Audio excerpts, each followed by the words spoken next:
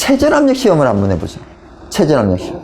체절압력 시험은 이것도 맞고 이것도 맞고 얘도 막혀 있어야 진정한 체절압력 시험이에요. 그래서 체절압력이 얼마냐? 그러면 이 조절 볼트를 오른쪽으로 완전히 잠그고 나서 완전 체절 상태에서 측정을 했더니 1.2예요. 이게 이제 압력계를 확인하면 체절압력 시험이 된 거예요. 자, 맞고 이거를 돌려서 완전히 맞고 얘는 원래 막혀 있으니까. 자, 펌프를 MCC에서 온 했어요. 돌죠? 네. 압력 측정했어요. 시험 끝난 겁니다. 그런데 조금 전에 이걸 완전히 안 돌렸어요. 시험에는 이것도 완전히 돌리고 이것도 맞고 체절압력을 확인하고 이렇게 써주는 게 좋아요. 이거는 이론이죠. 현장에서는요, 조금 전에 뭐라고 했어요? 이게 물이 나오든 안 나오든 체절압력은 거의 변함이 없다라고 했잖아요. 그래서 어차피 뭐 1.2 똑같을 바에는 막고 열고 그럴 필요 없잖아요. 자, 다음 정격 시험은요, 어떻게 해요? 밸브를 완전히 열고 얘를 이제 조금 열어서 이쪽에 얼마를 맞춰요? 800. 그리고 압력계를 확인하는 거예요. 네, 간혹 보다 보면 수조가 밑에 있어서 여기에 뭐야? 연성기가 있죠. 왜 있어요? 성능 시험 때문에 있는 거예요. 그러면 그때는 연성계 눈금, 압력계 눈금 더하기 뭐예요? 높이 차. 이게 양정이에요. 그래서 펌프 양정이 77m였잖아요. 이 값하고 이 값하고 압력계 눈금, 연성계 눈금, 높이 차를 한 거하고 이 값하고 비교가 해야 된다고요. 적부를 판단해야 됩니다. 그러려고 있는 거예요. 근데 보통은 그렇지 않고 여기에 이제 물탱크가 옆에 있잖아요. 그럴 때는 압력계 하나밖에 없으니까 압력계만으로 확인하면 되고요. 다음 이 밸브를 조금 더 열어서 곱하기 뭐야? 1.5 150%. 그러면 얼마죠? 1201대.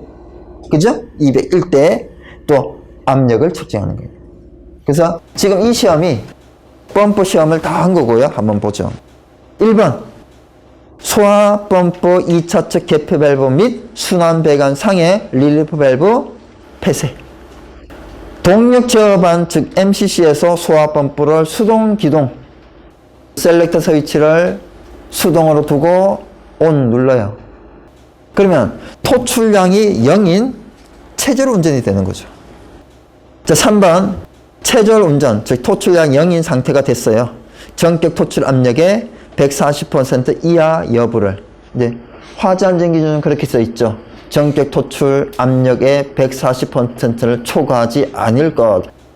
초과하지 않은 거에 같은 말이 이하 같은 말입니다. 4번에 릴리프 밸브 개방하여 체절 압력 미만으로 조절. 지금 조절하는 게 편해요. 지금 무슨 상태니까? 체절 운전 상태니까. 5번에 성능 시험 배관의 개폐 밸브 완전 개방 및 유량 조절 밸브를 개방하여 전격 토출량의 100%로 유량 조절. 전격 토출 압력의 100% 이상 여부 확인. 어떨 때는 압력계만, 어떨 때는 압력계 벌어서 연성계 벌어서 높이까지 해야 됩니다. 6번에 유량 조절 밸브를 더 개방해서 전격 토출량의 150%로 유량 조절. 전격 토출 압력의 65% 이상 여부 확인. 그러면 이제 시험은 다 된 거예요. 그 다음에 뭐예요? 펌프 정지. 밸브 정상 위치로. 어떻게 해요? 성능 시험 배관상의 밸브 폐쇄, 펌프 토출적 개폐 밸브 개방, 밸브 정상으로 하고, 이제는 그 다음에 뭘 하면 돼요? MCC에서 주펌프 기동 스위치 자동. 끝났잖아요. 그런데 아래쪽에 펌프를 기동하는데 MCC를 이용하지 않고 이 밸브를 열어요. 이 밸브를 열어서 충압 펌프 기동, 이 밸브를 열면 압력이 떨어져서 충압 펌프 기동 주범프 기동 이렇게 되잖아요. 어떻게 해야 될까요? 충압범프 시험은 안 하는 거니까 충압범프를 일단은 무슨 상태로 해요? MCC에서 수동 정지 상태로 둡니다. MCC에서 수동 정지 상태로 둬요. 그리고 밸브를 열어요. 압력이 떨어지지만 충압범프는 돌지 않으니까 계속 떨어지겠죠. 주범프 돕니다. 이렇게 주범프를 이 밸브를 이용해서 압력을 낮춰서 펌프를 돌려서 성능 시험을 하는 게 자동이라는 표현을 쓰는 거예요. 근데 이 시험을 현장에서는 할 수가 없어요. 이론상으로는 가능한데 이쪽으로 나오는 성능 시험을 했을 때 이쪽으로 나오는 물의 양이 어마어마해요. 이 밸브를 열어가지고 압력이 떨어져서 펌프를 돌리잖아요. 계속 돌리는 상태에서 체조 운전을 하고 정격을 하고 피크를 하고 이제 시험 다 했으니까 펌프 정지하고 그죠? 그래야 되는데 집수정 용량이 그 정도가 안 돼요. 물 받아야 된다는 얘기예요. 그래서 조금 전에 MCC에서 뭐 800일 1200일 이게 잠깐씩 해야지 물 받아가 안 되는 거예요. 집수정 용량이 대단히 작아. 현장들마다. 자, 1번 한번 보죠. 그래서 이 차이가 1번 충압펌프 작동 스위치를 정지 위치로 조정. 충압펌프 시험하는 게 아니기 때문에.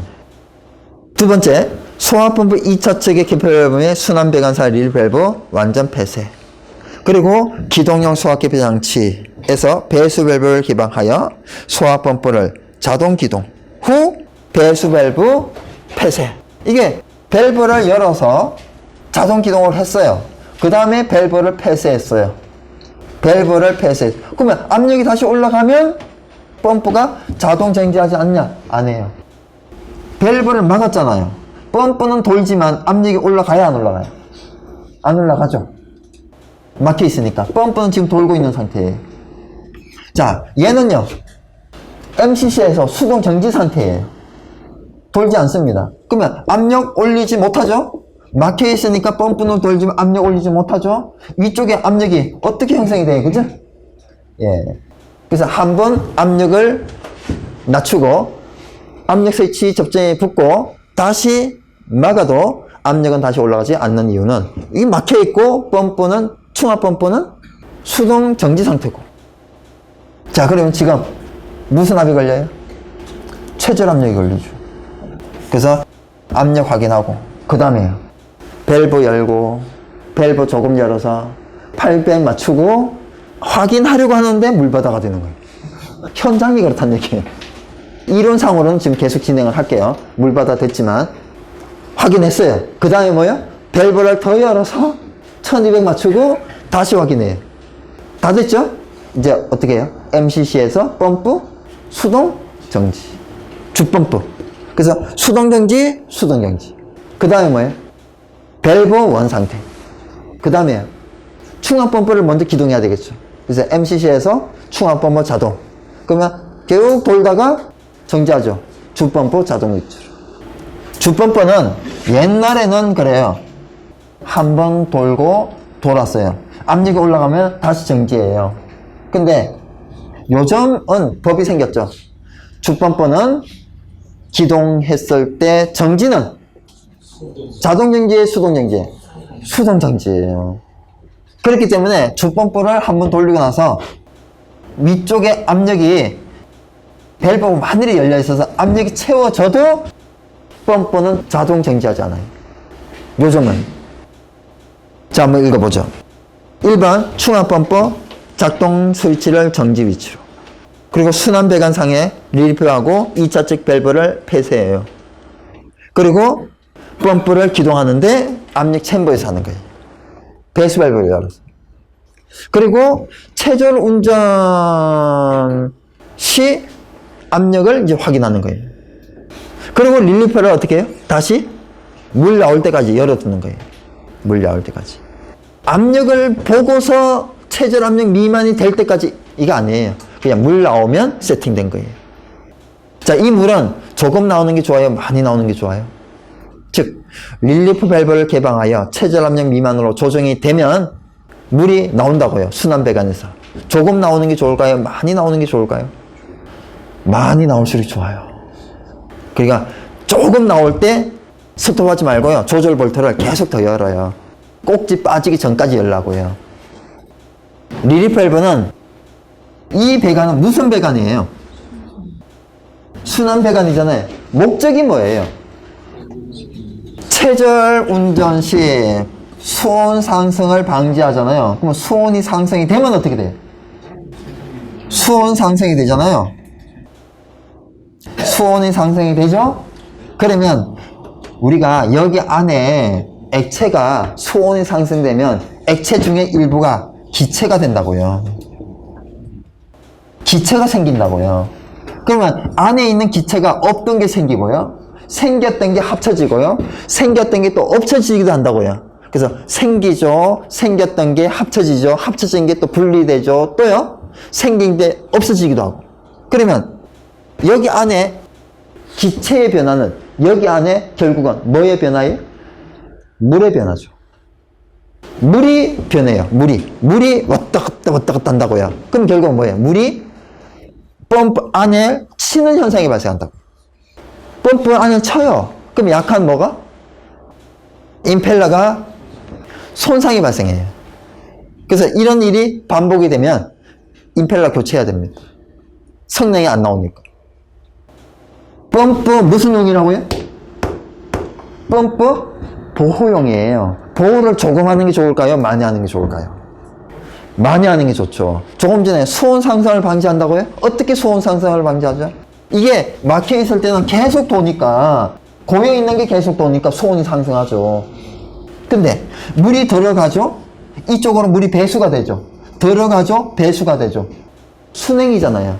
공냉이 아니고 순행. 순행이 많이 되면요, 수온 상승이 더 많이 방지가 되잖아요. 우리는 펌프 용량에 비해서 순환 배관이 대단히 작아요. 근데 그거를 또 물 아낀다고 조금 열어두잖아요. 예, 수온 상승하죠. 그래서 많이 열어둘수록 좋다. 현장에서는 많이 열어두면 안 좋은지 아는 사람들이 소방안전관리자들 중에 많다고 해요. 그래서 많이 열어뒀어요. 혹시 불 안 꺼지는 거 아니냐? 아니죠. 이쪽으로 많은 물이 올라가면요, 압력이 떨어지면 자동으로 폐쇄가 되죠. 자, 6번 전격시험, 7번 최대 부하시험, 피크 부하시험 같은 말이죠. 이거 자꾸 용어가 생소하면 안 돼요. 최대 부하시험, 피크 부하시험 같은 말이에요. 최절 부하시험은요, 같은 말이 무부하시험이에요. 자, 복구 방법은요, 소화펌프 작동 스위치를 정지 위치로 한다. 성능 시험 배관, 개폐 밸브, 유량 조절 밸브를 폐쇄한다. 소화펌프 2차측 밸브를 개방한다. 충화펌프를 자동으로 한다. 충화펌프 정지 후, 자동 정지 후 주펌프를 자동으로 한다. 이게 눈 감고도 막 할 수 있어야 돼요. 그리고 현장에 갔을 때 제대로 할 수 있는 거예요. 펌프 성능 시험은 여러분이 나중에 관리사가 됐을 때 현장에 가서 꼭꼭 좀 잘했으면 좋겠어요.